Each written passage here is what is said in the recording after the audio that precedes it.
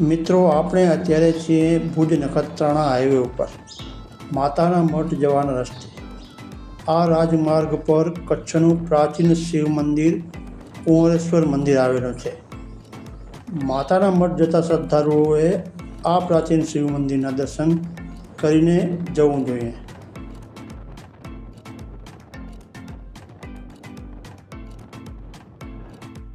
મિત્રો, આ માતાના મઠ તરફ જવાનો રસ્તો છે. હું અત્યારે જ્યાં ઊભો છું એ જગ્યા છે પૂર્ણેશ્વર મહાદેવ મંદિર. પૌરાણિક મંદિર છે, રાજાશાહી ટાઈમનું. માતાના મઠ જાઓ તો જરૂર આ મંદિરની મુલાકાત લેજો. બહુ પૌરાણિક મંદિર છે, રાજાશાહી ટાઈમનું, રાજાઓ બનાવેલું છે. તો ચાલો જઈને દર્શન કરીએ. નખત્રાણા ભુજ હાઈવે પર આવેલું 1200 વર્ષ જૂનું મંદિર. ભૂકંપમાં આ મંદિરનો આંશિક નાશ થયો હતો અને હવે ગુજરાત સરકારના જાળવણી હેઠળ છે. આ મંદિરની સ્થાપત્ય કળા પ્રદેશના બધા મંદિરો કરતાં અલગ છે. તે દક્ષિણ ભારતના મંદિરો જેવું જ લાગે છે. આ ખૂબ જૂનું હોવાથી અને લાલ સેન્ડસ્ટોનથી બનેલું હોવાથી તે ગરમ દિવસોમાં પણ ઠંડુ રહે છે. તમને અંદરના કોરિડોર પર ચામાચીડિયા લટકતા જોવા મળી જશે. મને દુઃખ થાય છે કે આ મંદિર યુનેસ્કો હેઠળ કેમ નથી, અથવા સરકાર દ્વારા સહી રીતે જાળવણી કરવામાં કેમ આવતી નથી. 10મી કે 11મી સદીની આસપાસ બાંધવામાં આવેલ પ્રાચીન શિવ મંદિરમાં ઝરૂખા જેવી 2 બારીઓ તમને જોવા મળી જશે. સાથે ગુઢ મંડપ છે. પૂર્ણેશ્વર મહાદેવ મંદિર એ રાજાશાહી ટાઈમનું છે. તમે આનો ઇતિહાસ જોશો તો નજીકના પદ્ધરગઢના સ્થાપક રા પુંવરાને સાંકળતા પૂર્ણેશ્વર નામ પડ્યું છે. દ્રાવિડ અને નાગર શૈલીના ઘટકોને જોડતું આ મંદિર કચ્છના મંદિરોમાં જૂનામાં જૂનું મંદિર મનાય છે.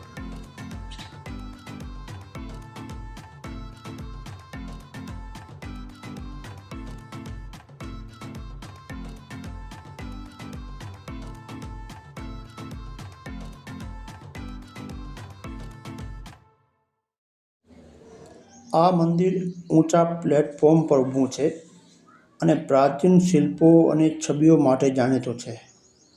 લોકો ખાસ કરીને અહીં પ્રદર્શિત પ્રાચીન સમયની સ્થાપત્ય શૈલીનું અવલોકન કરવા અને જોવા માટે આવે છે. આ મંદિરની સૌથી મહત્ત્વપૂર્ણ વિશેષતા તેની કુશળ કોતરણીવાળી શિલ્પો, સુંદર રીતે ચિત્રિત છબીઓ અને એકદમ બારીકતાથી કામ કરેલું છે. હિન્દુઓ અને જૈનોમાં ખૂબ જ લોકપ્રિય આ જૂનું મંદિર હજુ પણ તેની બધી જૂની વિશ્વ ભવ્યતા અને વૈભવ જાળવી રાખે છે. ગરવી ગુજરાતના તેજસ્વી વારસાની ગાથાઓ ગાય છે. Archaeological survey of India ASI દ્વારા પ્રોટેક્ટેડ છે. તો ગુજરાત સરકાર આને વિશેષ જાળવણી રાખે હજી અને આ યાત્રાધામનો વિકાસ કરે.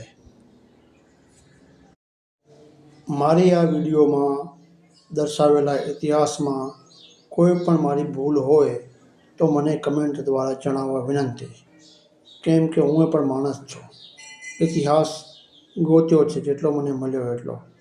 છતાં પણ કોઈને ખ્યાલ હોય આના વિશે વધારે તો કમેન્ટ કરીને દર્શાવી શકે છે મારા વિડીયો ઉપર.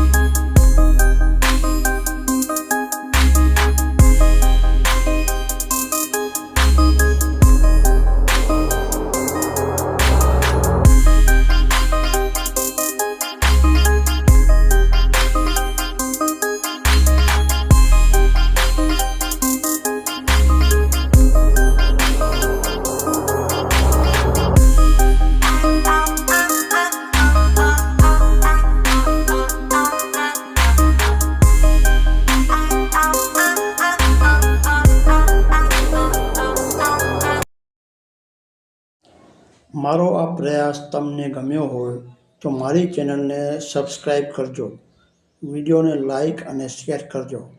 હું હજી ઘણા બધા સ્થળોની મુલાકાત લેવાનો છું. આ મારો પહેલો દિવસ છે અને બીજું સ્થળ છે. હું હજી ઘણા સ્થળોની મુલાકાત લઈશ અને એની માહિતી આપીશ. તો મારી ચેનલની સાથે જોડાયેલા રહેજો, સપોર્ટ કરજો. તો હું આ માહિતી લાવતો રહીશ. આભાર.